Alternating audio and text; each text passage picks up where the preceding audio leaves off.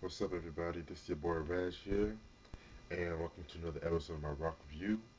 The album I'm about to do today is Led Zeppelin or Led Zeppelin 1, their debut album released in 1969 on Atlantic Records. I already reviewed their Houses of the Holy album, which is actually their fifth studio album, and I've said that that was like my favorite, favorite, favorite album from them because they went like the more experimental route and some of my favorite songs on the album. This is probably my second favorite album. Alright, now Led Zeppelin, you guys should know. So yeah, the singles. They only came out with like two official singles, and those are Communication Breakdown and Good Times, Bad Times. Jimmy Page, the guitarist, he produced this whole album. Members include John Bonham, Jimmy Page, John Paul Jones, Robert Plant. Yeah, there you go, right there. All right, so let me give you the backstory. 1968. Jimmy Page. He was part of the Yardbirds. Yardbirds was like the band that actually had members like Jeff Beck, Eric Clapton, and yeah. So they disbanded in 1968. Excuse me. Oh damn. But Jimmy Page, he still had the rights to the group, so he hooked up with Plant, Jones, and Bonham, and they toured as the New Yardbirds. Now, the New Yardbirds basically, that's when they started making working songs like Communication Breakdown, I Can't Quit You Baby, You Shook Me, and so on and so on. And so they were touring in England, and it was later on that year that they changed their name to Led Zeppelin. The reason why they changed the name to Led Zeppelin is because of the fact that Keith Moon and Johnny Edwards was like, this band is gonna go down like a Led Zeppelin. So they was like, okay, we're gonna go down. We're gonna call ourselves Led Zeppelin. And so from September 1968 to October 1968, they did this album, which was released the next year. The reason why the album was actually recorded in a short amount of time because, according to Jimmy Page, he said they had like a limited studio budget and shit like that. All right, now you've seen this iconic front cover before, like one of the most influential rock album covers of all time. In case you guys don't know, this is actually the Hindenburg airship, and as you can see, it's like going down, burning and stuff like that. That is why they call them. That's like based on Led Zeppelin because like it's going to go down like a Led Zeppelin. That's I felt that was kind of creative and stuff like that. Now here's the inside booklet. You see some iconic pictures of the band. Oh, by the way, this is actually the 2014 reissue version of the album. And so I just got like the plain CD because, and I don't really like these digipacks that much. The reason being is because the CD sometimes gets stuck in the digipacks and shit. But anyway, yeah. So this is like pictures of them performing live and so on and so on. Like dope pictures and shit like that. Love vintage stuff like that. And as you can see, like the producers, how it was mixed. Okay, so 9 songs. Let's get started. And I would play some of the songs, but I've noticed on my YouTube channel that certain artists I play on my YouTube channel, like Michael Jackson, Dr. Dre, the Beatles, like YouTube are just taken down for copyright issues, and it is very frustrating because of the fact that I had to do like reviews all over again, and I was kind of like, yo, are you gotta be kidding me? You really gotta be kidding me with this. Like YouTube is the copyright bullshit. But anyway, let me get back to the album. Track number one, Good Times, Bad Times. That was I believe like the first, I think it's either the second single that was came out. Dope song, nice way to start the album.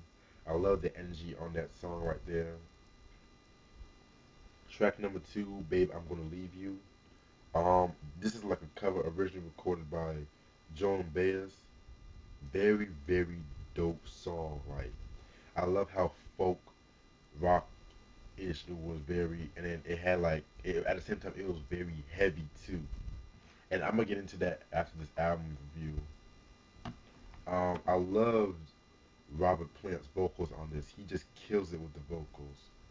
Um, a little trivia: Jimmy Page actually played this song as soon as he met Robert Plant. Like they were meeting, and like he played the song, and that's how they recorded the cover of it. Very good song. Track number three, "You Shook Me." That song's actually a cover by Muddy Waters, but I think Willie Dixon actually wrote that song. Very dope song. I loved how it's had that Led Zeppelin sound, but at the same time, they added a little like heavy. I like how it was like very blues rock oriented, and they were very. You can tell like Robert Plant was influenced by Muddy Waters, Howlin' Wolf. You can tell that like with his voice and like his old stilo and shit. But that song has actually caused some controversy because Jeff Beck he actually accused Jimmy Page of actually plagiarizing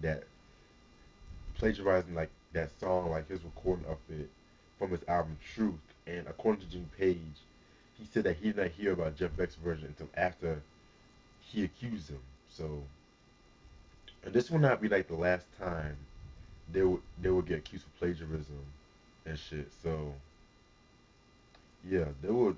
It's not the last because they have always been accused of plagiarism with certain songs. But that's another story for a different day. Okay, track number four, Dazed and Confused. Oh my god, that has got to be one of my top five favorite Led Zeppelin songs.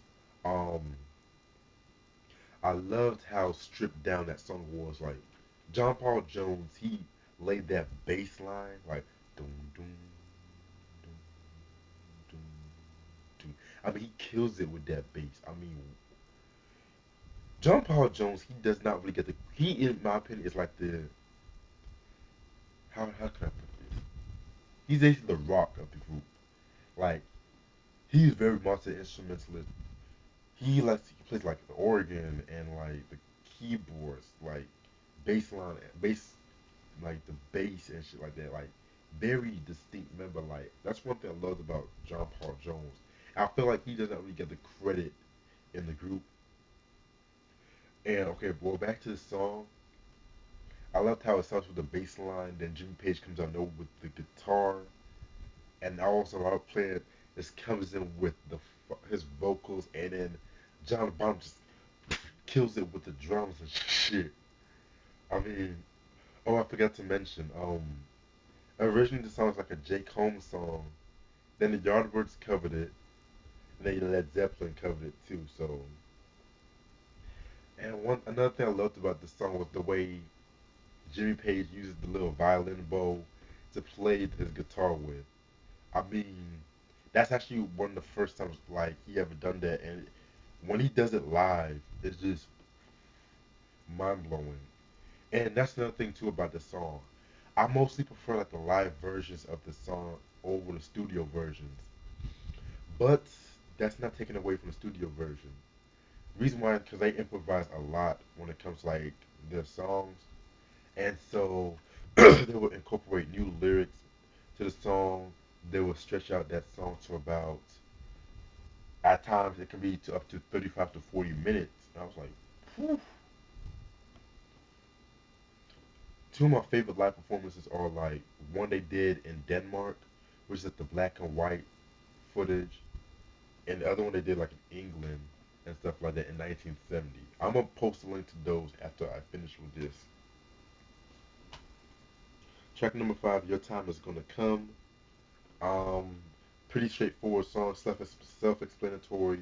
It's talking about how this girl she likes to play games with like a lot of dudes, and so basically it's talking about the time is gonna come, like your revenge is gonna catch up with you. I love the beginning with the organ playing and stuff like that. Track number six, Black Mountain Side, very dope instrumental. Track number seven, Communication Breakdown. Believe it or not, that was actually the first Led Zeppelin song I heard, but I did not know Led Zeppelin actually sang that song until I heard this album. Very good, dope ass song. I love it. It kind of has like a punk rock kind of influence and shit like that. Very fast forward, very heavy at the same time. Track number 8, I Can't Quit You Baby. Dope, dope, dope, dope, dope song. It's actually a Willie Dixon standard, but Otis Rush recorded it in 1966. I love the fact how it was very psychedelic, but at the same time it was very blues rock at the same time. Very good song. You don't hear like a lot of people talking about that song like that, and I don't know why, but who knows? And the last check, my favorite song on this album, How Many More Times. Lord have mercy, this song is very probably like one of my favorite Led Zeppelin songs. I loved how energetic it was, like dun dun dun dun dun dun dun dun dun dun dun dun. How many more times? I was like,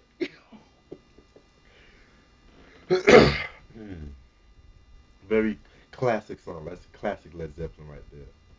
And that's all the songs on this album. Oh, that's actually the longest song on the album, about 8 minutes long. Overall, very good album. It's a classic rock album. I mean, if you a rock head and you don't own this album, I don't know what to tell you. This album would leave you speechless. I mean, very ahead of its time. These cats mix psychedelic, blues rock, folk, um, and they mix it all together, and it kind of like has like heavy metal, and like very heavy and stuff like that. I mean, this album and Led Zeppelin 2 probably they were like very heavy and shit like that. And I know a lot of people say that Presence was like the heaviest album. Like a lot of people say that, but I'm gonna save my opinion what I think about the album another time. So other than that, Led Zeppelin 1 must have in your collection. The reissue is actually not bad at all though. Yeah. And this is your boy Red. Stay tuned for more reviews. Peace.